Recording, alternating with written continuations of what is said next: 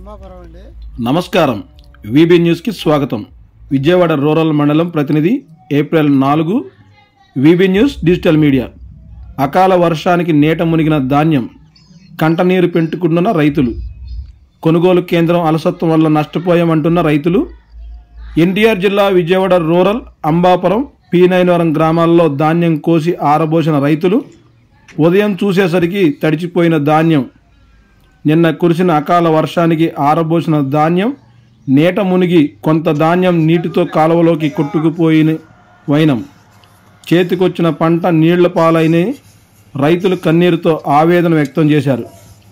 అకాల వర్షానికి నష్టపోయిన రైతులకు ఈ కూటమి ప్రభుత్వం మరియు గన్నవరం ఎమ్మెల్యే యార్లగడ్డ వెంకట్రావు స్పందించి మమ్మల్ని ఆదుకోవాలని వేడుకుంటున్నారు.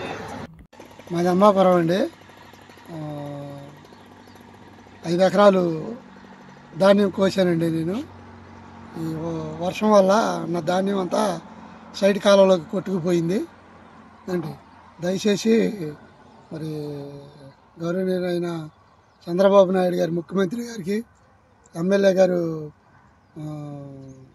యార్లగడ్డ వెంకట్రావు గారికి, లోకేష్ బాబు గారికి తెలియపరచాలని ఈ విషయాన్ని ఎంతో ఇదిగా చెప్పడం జరుగుతుంది. మరి ఈ ధాన్యం కొనుగోలు కేంద్రం లేట్ చేయటం వల్ల మేము ఇట్లా ఆభాసపాలైపోయామండి. మరి దీన్ని స్పందించి మరి రైతులందరినీ మీరు ఆదుకోవాలని, తడిసిన ధాన్యాన్ని మీరే కొనుగోలు చేయాలని మరి ప్రభుత్వాన్ని కోరుకుంటున్నామండి మేము.